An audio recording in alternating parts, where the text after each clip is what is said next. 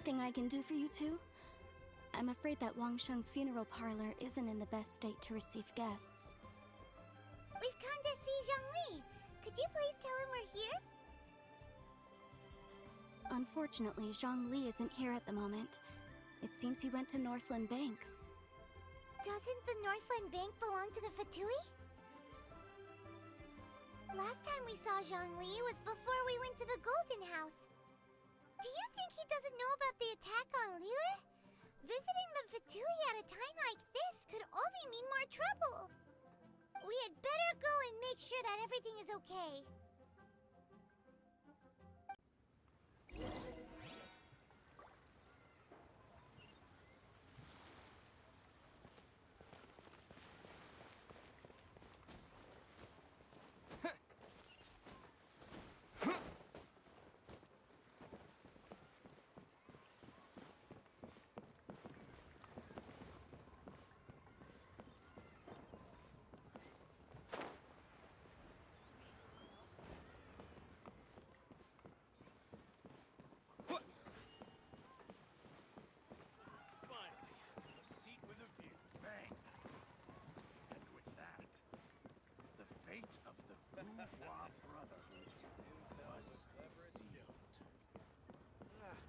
Cuisine is inedible. You call this cooperation between Harbingers? Cooperation involves communication, you know. Don't take it to heart, child. Besides, aren't you happy that you got to skip the formalities and bring chaos to the land? I'm sure you must have enjoyed that. Oh, it seems that some of your friends have arrived. Hey, it's Zhongli and Child. And you're also one of the Harbingers? It's you two. I believe we've met once before. In the city of Bards, was it? I'm glad you still remember my name. Ah, right. I imagine that it must have been rather hard to forget watching helplessly as something precious was snatched away from your friend. Well, if it isn't you two. This is our first time seeing each other since Liyue was nearly wiped off the map. This is certainly a bit awkward, wouldn't you say? Paimon knew that we should never have trusted a Fatui Harbinger. Oh, now don't say that. Sure, I may have misled you, but I never had anything against you personally. Besides, I thought we were getting along quite well together, didn't you? Except for that little tussle we had at the end. Nothing personal. We just have different views, that's all. Of course, you may very well hold this against me, but that's up to you. The real deceivers here are Senora and Zhongli. Curse them for leading me on.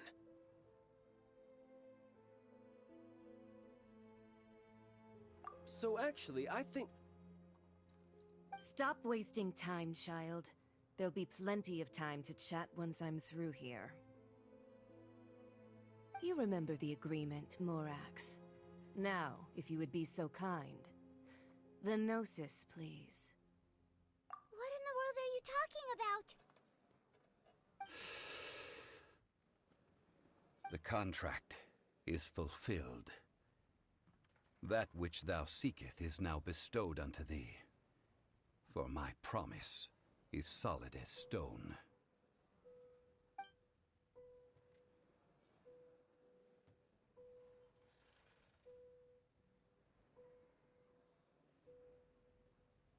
How sanctimonious.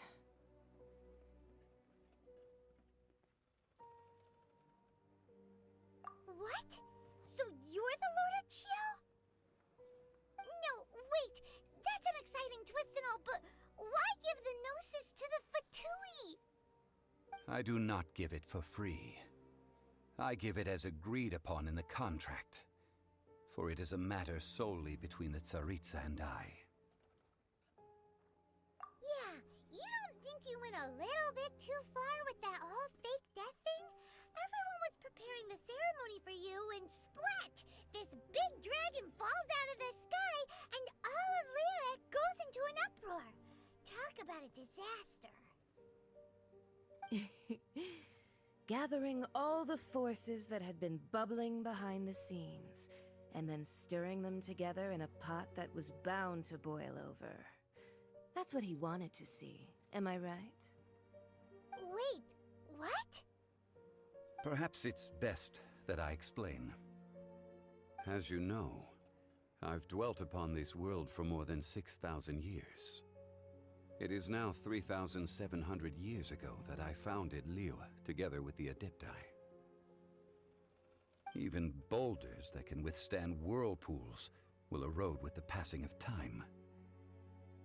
I kept convincing myself that cracks had not begun to form, and that the end of my time had not yet come. Until one drizzly day, as I was strolling along the harbor, I heard a merchant tell one of his workers, "You finished your duties. Go ahead and call it a day." I stood motionless among the crowds, asking myself, have I already finished my duties? Oh, Zhongli. But as I began to consider relinquishing my divine role, I soon discovered that many reasons still remained to not hastily depart. Was Liyue, the city I had dwelt in for so long, already prepared to enter its next age? I decided that a test was needed in order to reveal the answer. So I feigned my own death, and gathered the cast of Child, the Adepti, and the Liyue Qixing to play their roles together on the stage that was Liyue. Indeed I was. The Gnosis, which I had kept for so many years, suddenly seemed to have lost its meaning. That's right, which is why I continued to safeguard the Gnosis until now. So you mean that if the chaos ever reached the point of no return, you would simply appear and use your divine powers to bring Liyue back under control? Of course, and it would have been all too easy for him too. Just as a child quickly matures after losing their parents, so has Liyue matured when faced with the death of its deity. In the end, the resolution to all that has transpired was even more satisfactory than I could have hoped for. Take the Adepti, for instance. Owing to their years of seclusion, they were the least informed. Yet when faced with a crisis, they commendably showed the greatest amount of restraint possible. Not only did they manage to cooperate with the Qixing, but in the end, they even made efforts to understand the hearts of the people. Credit is also due to Signora, the emissary dispatched by the Cryo-Archon to fulfill our contract.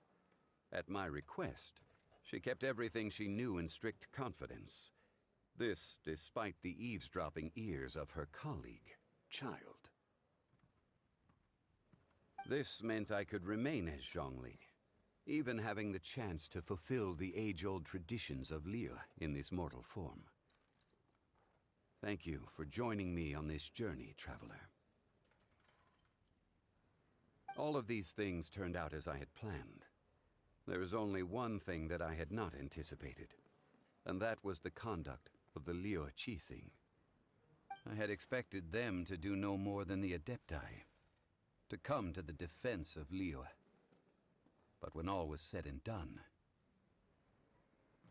they seized the opportunity to supplant Liyue's divine protectors, and used the subsequent power vacuum left by my death to quickly gain complete control of Liyue.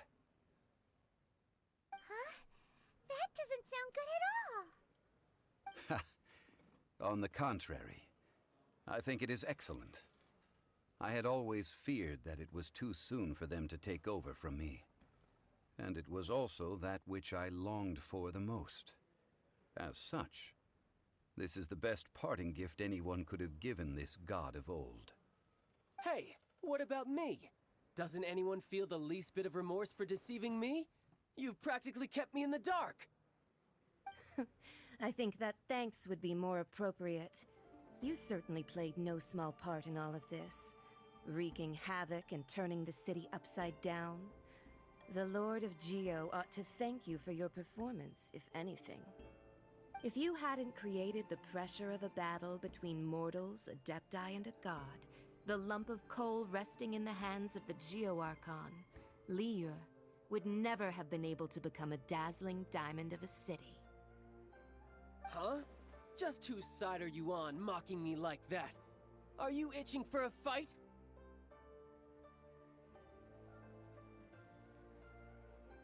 Be that as it may, you've come out of this as the hero of Liyue.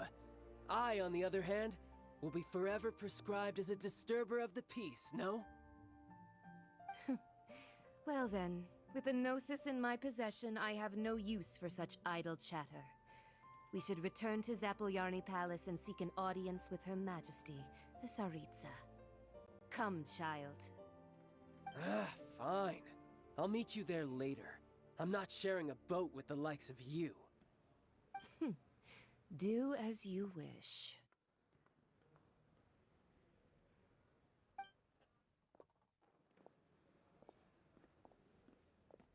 Now then, is there anything else you wish to ask me?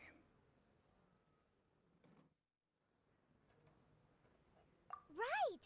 As Zhongli always told us, a good trade is a fair trade.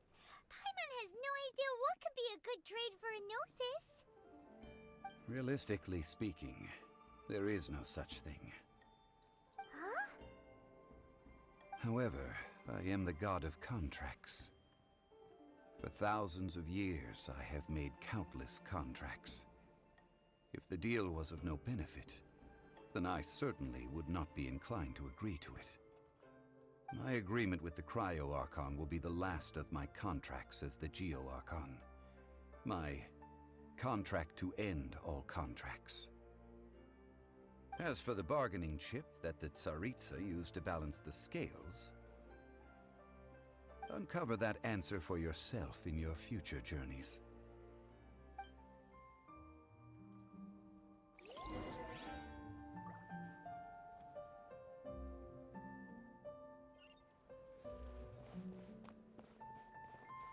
The day of the rite of parting. Although the star of the show is fake, we spent so much time trying to organize it, it would be a real shame not to go there now.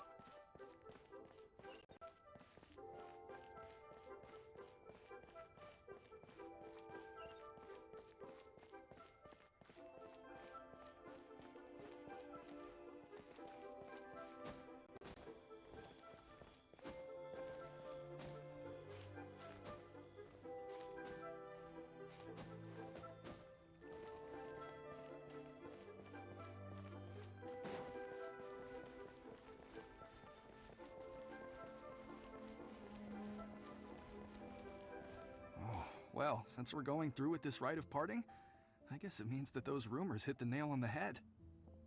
So Rex Lapis is really... But they didn't catch the culprit, did they? Oh, come on. Do you think that the assassin could have been a normal person?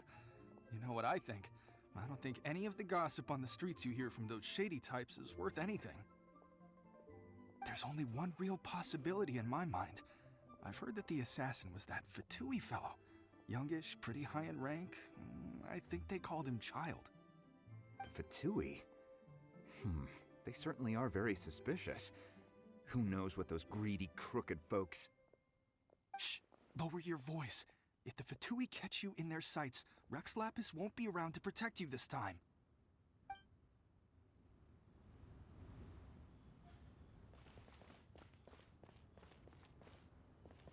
You know that god from the ocean couldn't have just shown up out of nowhere. I mean, it's been 2,000 years since Rex Lapis subdued it. Yes, and to think that this happened right on the heels of the incident with Rex Lapis, too. Say, do you think the person who assassinated our lord and released that evil god might have been one and the same? Now that you mention it, that's very possible. Yes, it's very possible indeed. I mean, it all fits together. That person must have colluded with the evil god to harm Rex Lapis. Oh, that wicked, black-hearted scoundrel. Still, what sort of supernatural prowess must this person possess to be able to do such things? I have never heard of such a person in all my years. Ah, forget it. Guessing's no use to us. Look, the Millilith over there looks like he's about to make an announcement. Let's hear what the Ministry of Civil Affairs has to say first.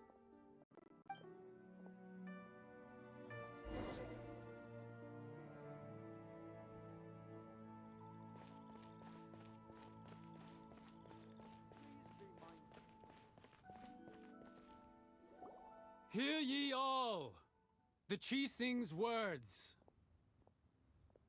Though a dragon soars ageless as the mountains, it too must return to dust.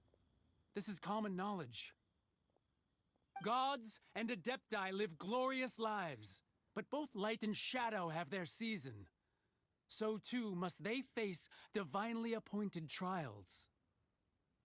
Rumors and hearsay abound on the streets that Rex Lapis was murdered. Now, let the truth be revealed. Having been thwarted in his trial, Rex Lapis's soul has recouped the celestial heights. Nor are they to believe street-born rumors or indulge in baseless speculation.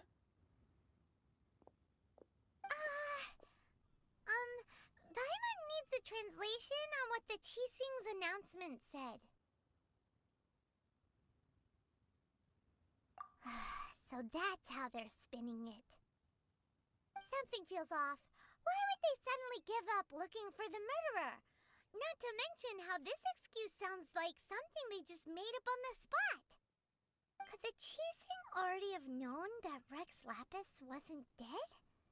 But Zhongli said that neither they nor the Adepti knew anything. Did Zhongli tell them in secret after his gnosis changed hands? Exactly, right? Ooh, seems like the rite of parting has been going on for a while now. Let's go have a look.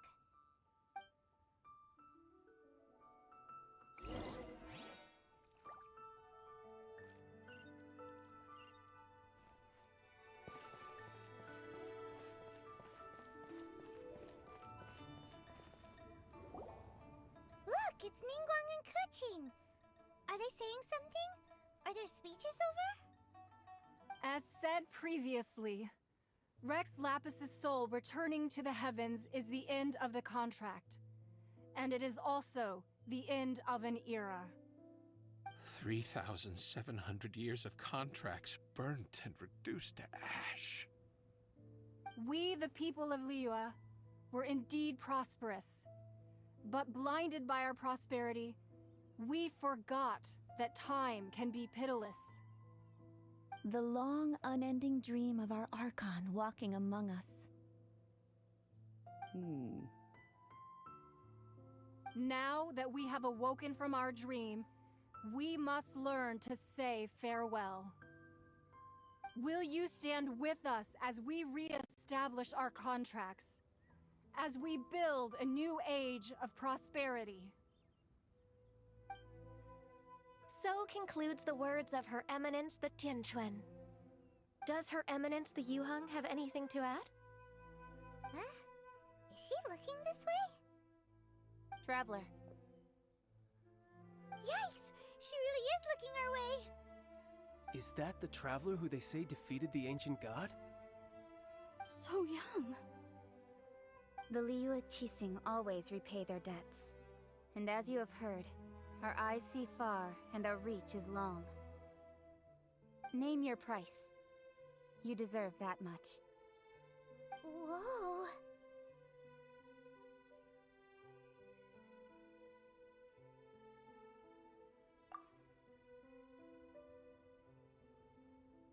Well, could you help me put up some missing person posters?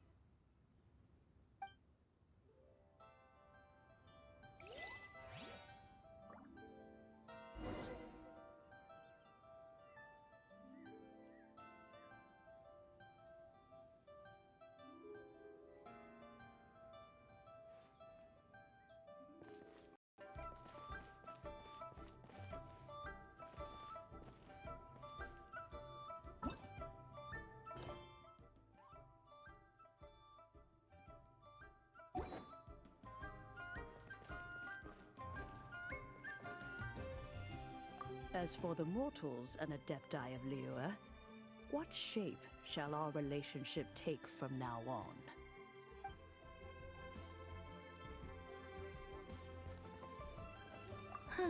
And to think I'd put my best perfume on before coming here.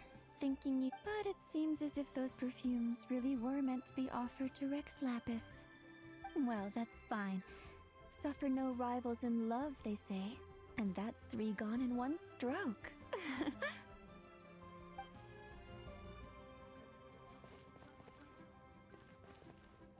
Ah, Rex Lapis.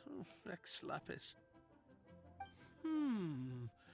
Now that I think about it, if everyone's of the same mind as me, perhaps mementos for Rex Lapis might be the best short-term business opportunity.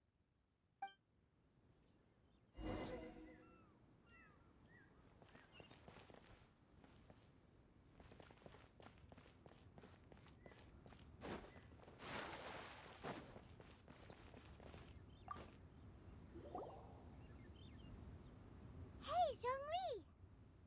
Look at this.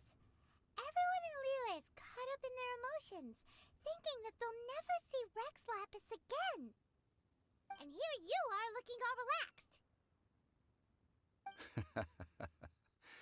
Why would I not feel more at ease after laying down the burden I have borne for 3,700 years? Right. If the 2 of you can spare the time, I should treat you to a meal at the Xinye kiosk. Ha! That sounds like big talk, Zhongli. Paimon might have believed you if you were treating us to some 3rd-round knockout, but you'd have to pay out your nose just to stand inside Xinye kiosk. Are you sure you can afford it? You're right. I do lack the Mora.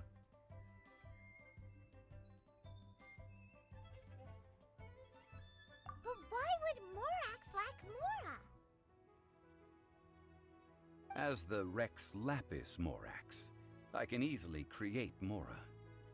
But since I have chosen to walk this earth as the mortal Zhongli, I should abide by the same rules that mortals do.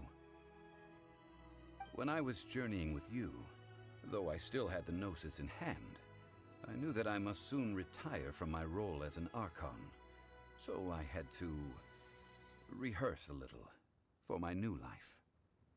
Oh, no wonder! Paimon gets it now. You didn't look at the price tags when we were spending because you've never had to. But since you weren't used to not being able to just make more Mora as and when you wanted to, you had to try becoming a parasite to society who lives off of other people's credit.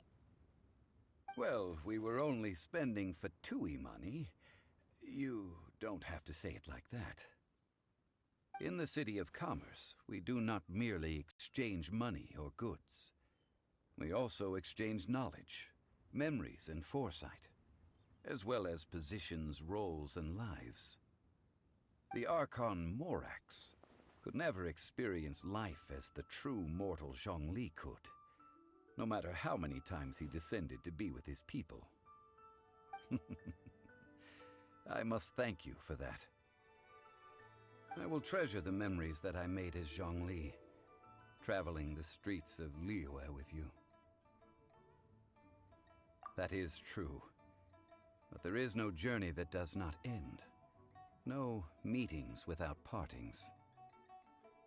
Paimon thinks that we should make a move and continue our search for the 7. I fear that continuing your journey may be difficult. The nation that neighbors Liyue by sea, Inazuma, is presently closed. Yes, the nation has been closed by order of its deity.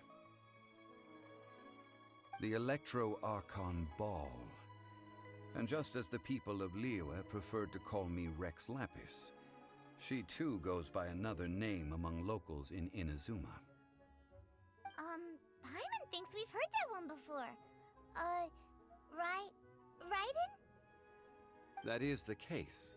And since Raiden is also the Shogun of Inazuma, people call her the Raiden Shogun. That said, though people at the wharf were saying that the situation in Inazuma is very tense, Paimon doesn't remember that always being the case. It wasn't that bad last year. Zhongli, since you're Rex Lapis, shouldn't you know something about what's happening there? Just how did Inazuma become a closed nation? It's because of visions. Visions? When faced with circumstances beyond their control, humans often bemoan their lack of power. But if a person shows true strength of will at a desperate and fateful moment in their life, the gods will look upon them with favor. This is what visions are. Magical foci bestowed upon those who have been acknowledged by the gods. Uh-huh. That's how people in Teyvat see it. But starting from last year, the Raiden Shogun began promulgating the Vision Hunt Decree. Vision Hunt Decree? Yes.